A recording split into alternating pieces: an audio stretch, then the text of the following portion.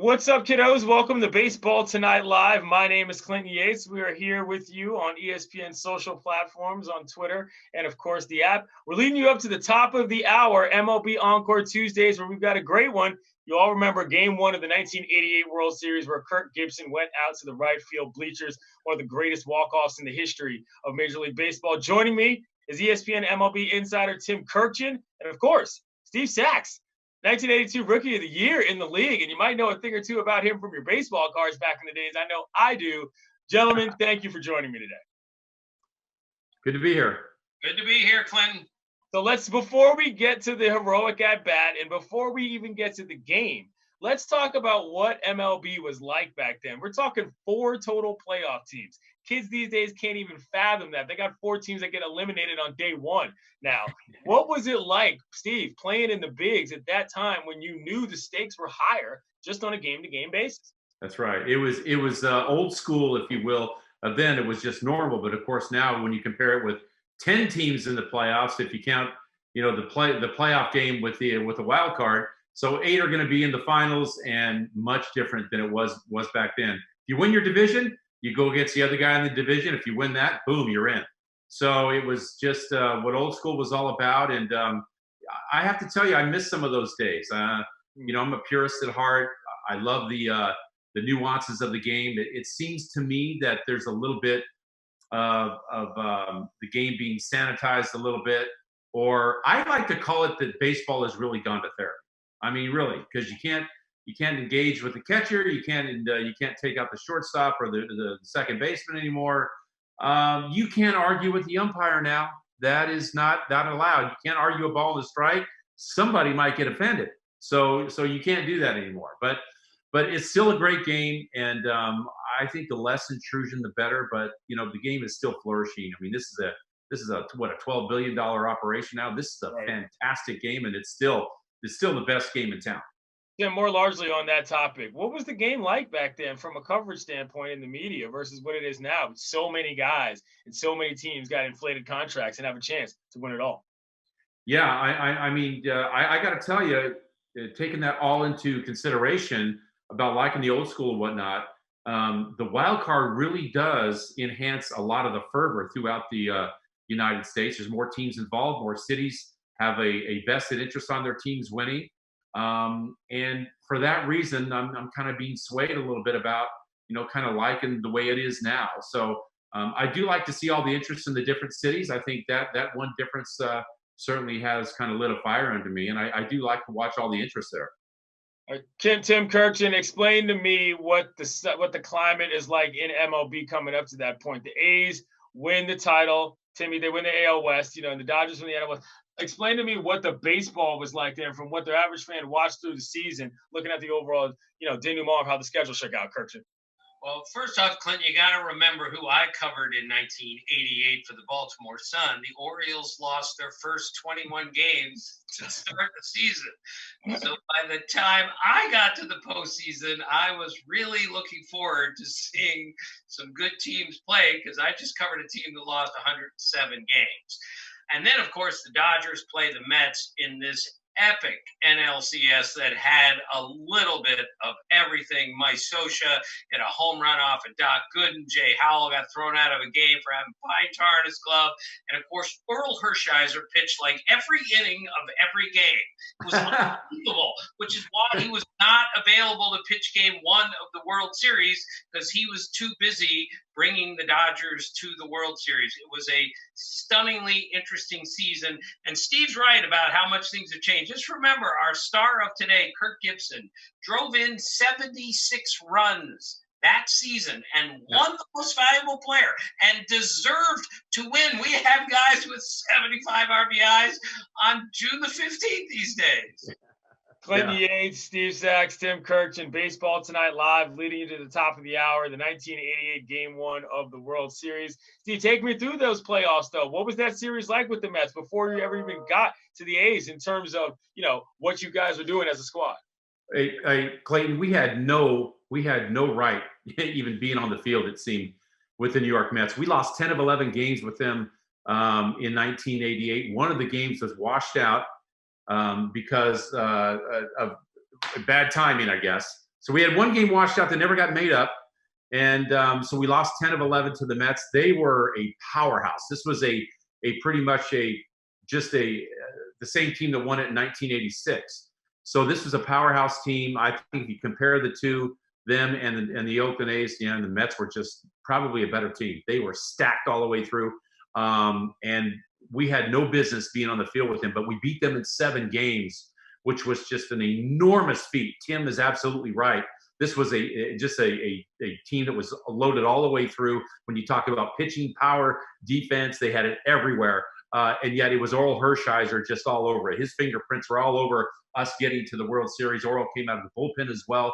He was just a dynamo. He broke Don Drysdale's record of 59 2/3 scoreless.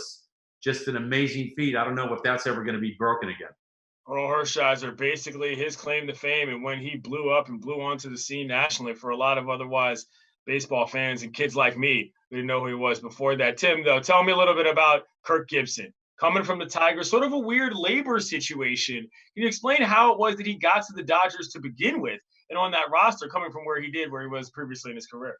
Right. Well, he was one of the stars of the Tigers, of course. He was never, I don't want to say the most skilled guy in the world, but he was a football player playing baseball in so many ways. And he just overpowered the game certain days. And he was such a great leader. And for him to leave the Tigers and end up with the Dodgers in such an odd situation like that. And we weren't sure what to make of this because, he's such a blue collar guy and he's going out west. And as it turns out, and Steve's going to tell us all about this later, what a leader he became and an emotional leader he was. I think everyone looked around at him and said a little bit of, that guy's crazy over there. All he cares about is winning. And that really permeated that entire team. Steve, you'd won with this team before, only playing a couple games or a couple dozen as a, not a rookie, but, you see the title. What was it like when a guy of his ilk comes to a team that was already that good that you were established on as, as a young player? Well, you mean talking about Gibson coming over? Gibson coming over. What I'm saying is that you had been with the Dodgers since a young guy. You'd already won something. You knew what it looked like. So when a guy like that comes to your team, when you're at that point of now experience, what's it like when you're thinking, oh, man, we got a good one. We got a shot here.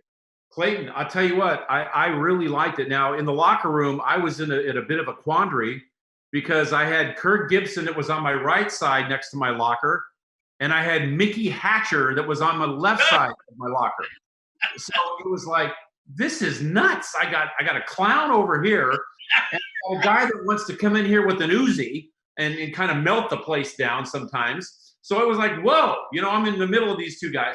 But I liked it when Gibson was like that. And as a matter of fact, I was one of the only guys on the team that was not afraid of him, that gave it right back to him. I used to stick it up his yin yang when he'd get out of line too. So, he didn't intimidate me. I liked it. I liked the fact that he would come in there and, man, he would jar some guys up. And that meeting that he had in the clubhouse in spring training when Jesse Orozco put the eye black on his hat and he took that thing off, he went berserk. We had to tape Jesse or Gibson up. We had to tape him up and then tell him who did it because we thought he was going to murder Jesse Orozco. It was a great situation. He was a guy that kind of, stirred things up and he made it a little bit chaotic, but that's when we operated at our best. Timmy, for those who don't know who Hatcher is, please explain his personality to America. Mickey Hatcher was one of the guys on the team, and Tim knows what this is. Mickey Hatcher was a guy on the team that was on the stunt team. He was one of the stunt men. And one of the stunt men was the guys that didn't play every day, right? But they had a prominent role because when other guys got injured, they would come in and have to take on significant roles, as Mickey Hatcher did in the World Series. And he started that off in Game 1 when he hit the home run off of Stewart. Mickey Hatcher was a leader of what we called the stunt men. And he embraced that role on the team. And listen, if we don't have a good stuntman core, we don't win the World Series. We don't even get there. Mickey Hatcher was a stunt man in his entire life, not just on the field. And that's what made him such an important guy on that team. When he became an Angels coach, they used to start every workout in spring training with Mickey hitting a golf ball off the field into like the hotel area up there. That's how it always began, with the stunt man hitting a golf ball 300 yards to a bunch of people. I love it. So, wow. I mean, to think about the characters that were around the game back then, we're just talking about two of the guys.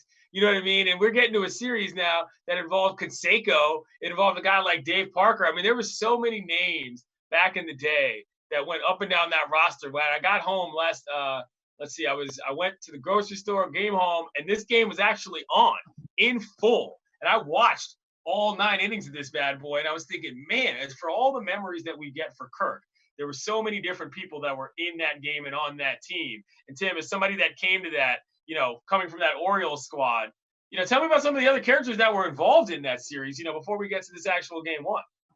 Well, all you got to do is start with Canseco. It was a piece of work in every way. And Steve will remember the home run he hit in that World Series that hit like a camera beyond the left center field fence. I'm telling you, it was going 6,000 miles an hour when it cleared the center field fence. That's the kind of power he and McGuire had, the Bash brothers. It was incredible how talented this team was. And remember what happened the following year. They just dismantled the Giants in the World Series. And there were people who thought the same thing would happen here because this team was so filled with big, colorful, strong men. Zach, what was it like going up against this squad? What were you thinking when you looked across the diamond and saw the Bash brothers? It's like, damn, these dudes are big. These were some big dudes when you talk about all the guys they had and the power they had. And I think that home run that Canseco hit was the only one that they hit. And maybe they hit one more. I think McGuire might hit one, but that was it. I mean, it was all about our pitching staff being able to stifle Canseco and McGuire, the Bash brothers, in the middle of that order. That was what it was all about, and that's what our team did. It was Oral Hershiser. It was Tim Leary, who Tim Leary is another old story. This is a guy that was driving from Santa Monica to Tijuana every week in the winter because he was learning that split-fingered fastball.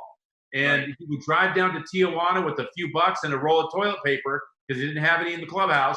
And he would go there and pitch that night, drive all the way back 168 miles just to pitch one night a week in the offseason, developed a great splitter, and he won 17 games that year. Another big reason that we win.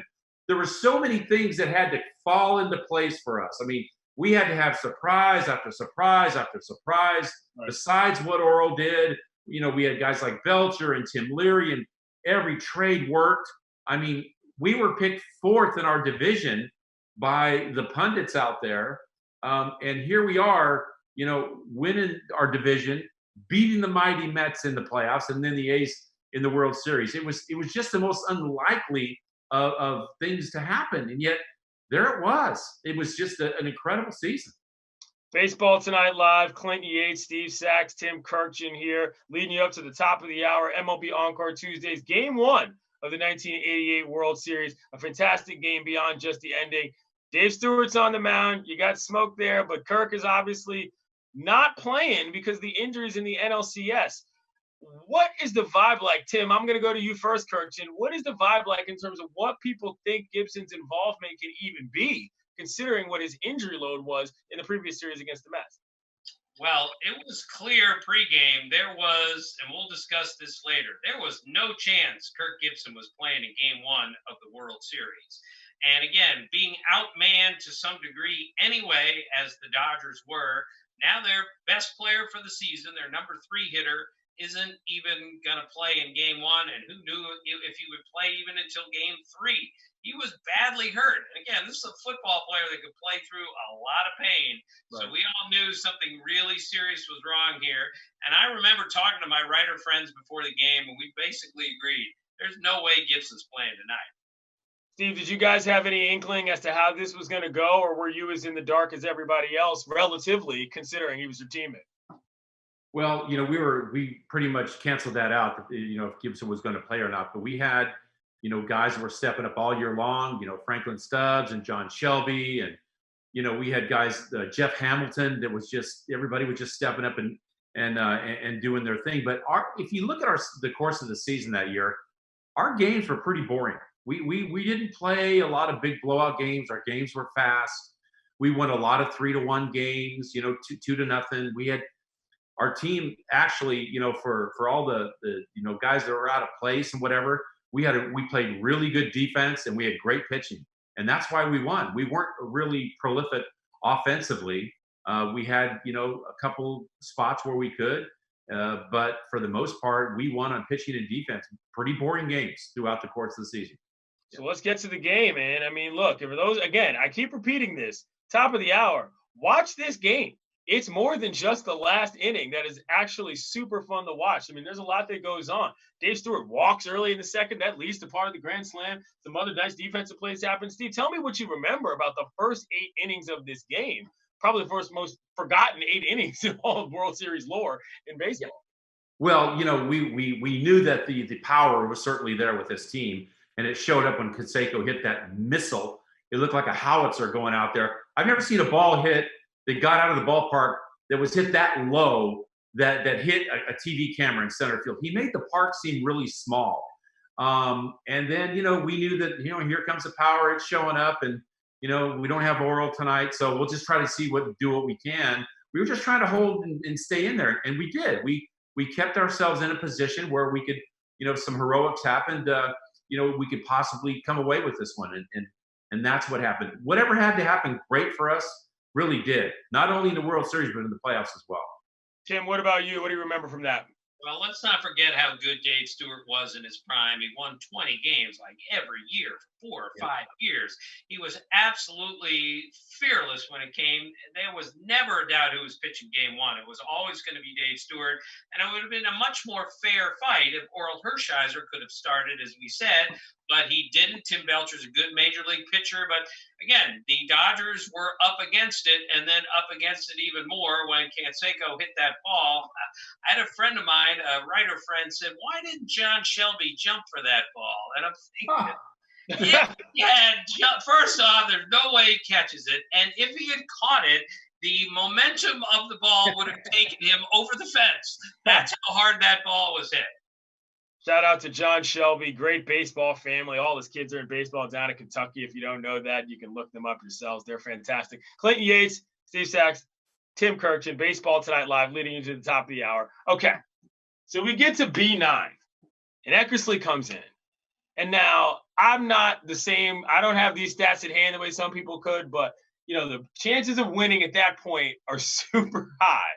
And basically they change in a second. Just take me through what that was like for you, Steve, bottom line, and thinking, all right, I mean, something's got to happen here.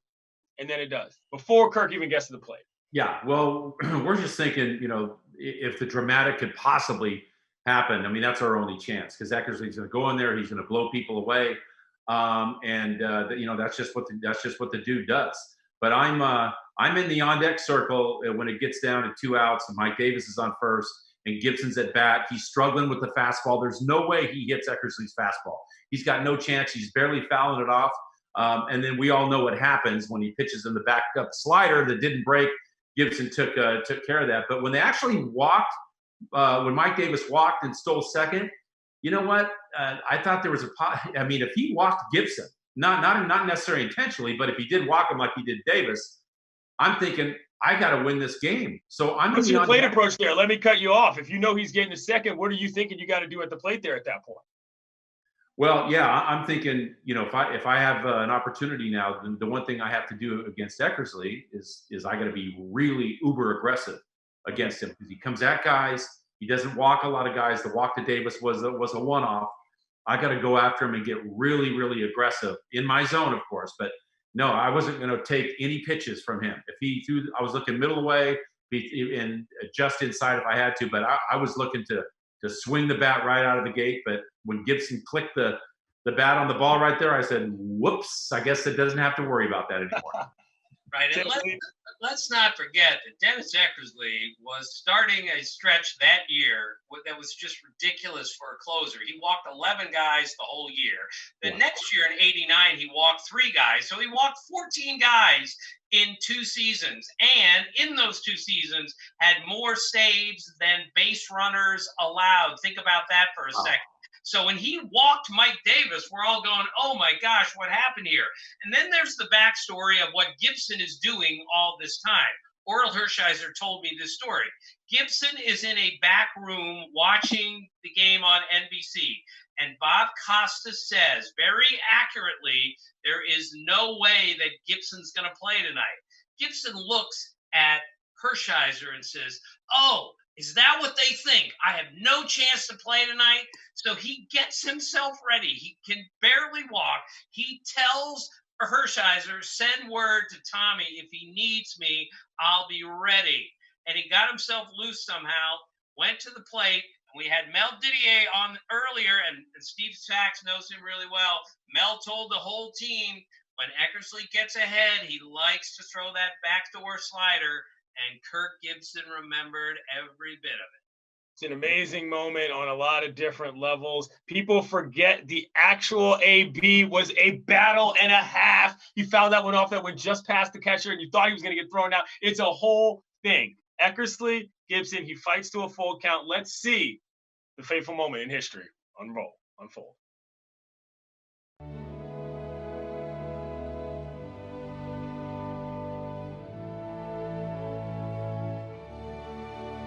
My name is Mel Didier. I've been coaching and scouting for over 60 years in professional baseball, and with the Dodgers for over 17 years. There was no doubt that Oakland was a much better club than we were man for man, pitcher for pitcher. But our players rose up to the occasion. Guys like Kirk Gibson. I just had several injections, my hamstring on the left side, my knee on the right side that day. I was sitting in the trainer's room, icing my knees on and off, on and off, on and off. I mean, it hurt. I mean, it didn't feel good. I didn't think he was going to even get in the game. Every inning, I'd go in and look, and they'd stand at the doorway of the training room and say, "How do you feel him?" The second or third inning, I told my wife to take my son and go home. We come in for the ninth inning. I figured there's no chance he's coming out, so I didn't even think about him. Until the clubhouse kid, Mitch Poole, called me and said, "Hey, Tommy, come here." I said, "Gibson wants to see you up in the tunnel." And then right before the end of the inning there, you know, they scanned again. They said, "It's apparently true that Kirk Gibson won't be playing in this game." And you know, I just said, my ass, I got up and threw my pants on, threw my socks on, shoes. I told Mitch Poole, our bat boy, I said, "Go get the tee set up." And I went over there and started taking a couple swings, and I said, "Go get Tommy." So I go up there, and he's dressed. He said, "I think I can help you, Skip."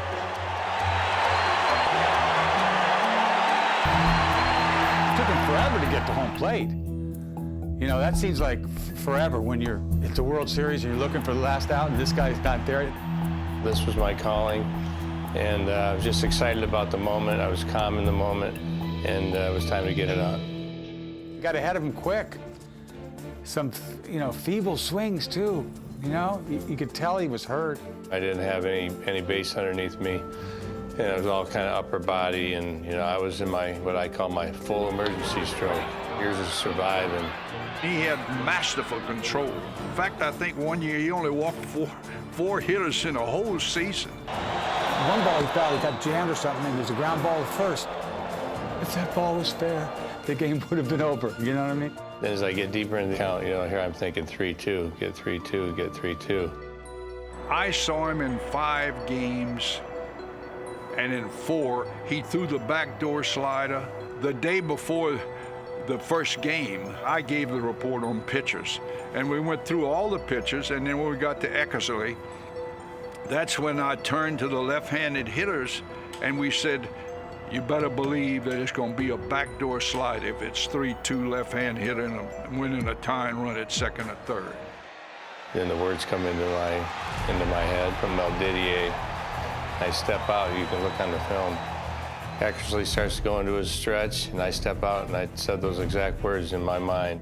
Great athletes remember in pressure situations. Great ones. Not all of them. But I thought, oh, I was a genius. And I thought I could throw him something off speed, and he'd get out in front. He got out in front all right. And I just caught it right. I mean, I probably couldn't duplicate that if he gave me another 50 tries. When that ball left the ballpark, I was in shock. Great moment in baseball.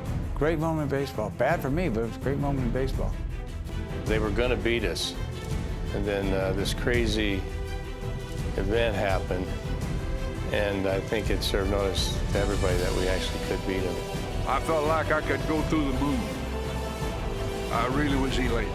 By far, the greatest moment in my life. When it was done, I even ran down into the dugout and into the clubhouse and told the players, do not say anything about that backdoor slider to anybody, because I knew we had to win 3 more. A moment right there. I mean, Didier explaining everything as you brought up, Kurkjian. Steve, you were in the bat. I mean, you're in the on-deck circle. Like, what? I mean, what are you thinking? You know, at that point, watching him do what is effectively the most famous home run shot in baseball history. Yeah, well, you know, like I said, we talked about before what I was thinking about if I had to be in that position and try to win the game, because it could very well happen. Right. And then he hits the ball. I think, okay, all the pressure just leaves everybody. But you'll see when he comes around third and he's coming to home, everybody wants to swarm him when he's about 2/3 of the way down. And I told everybody, back the hell off, man. Get out of his way. We don't want some technicality to come about where an umpire says there was player interference. He never touched the plate. I didn't see it. Blah, blah, blah. Whatever. So I wanted everybody to get the heck out of the way, let him touch home plate, and then we'll maul him afterwards. But, yeah, the last thing I wanted was for him, you know, to kind of scrape by the plate or, you know, have somebody pull him off his way. You can see as he's coming around home plate, watch right. Oh, well, they didn't show it, but man, I'm pulling people away from him. Let him touch home plate first. Smart, aware baseball. That's how it's done. Tim Kurkjian, we got a couple DYKs. Did you know? First of all, that was his only AB of the series, which is crazy. And the ball apparently landed. I'm told this by the producers. Section 302, row D, seat 88, and has never been recovered. Tim, I know we don't have a lot of time, but you stay on the historical baseball beats and where are they now bit. Please let us know what you know about that history of that ball. And the last thing after that game, Dennis Eckersley was talking to us. I was standing right there, and he says, well, you know, when a guy hits a walk-off homer. And I went, what? What is a walk-off homer? He goes, guy hits a homer, and everyone walks off the field. That's the first I had ever heard of that expression. Now we use it every single day. Maybe it wasn't the first time, but I'm telling you, Eckersley popularized that statement.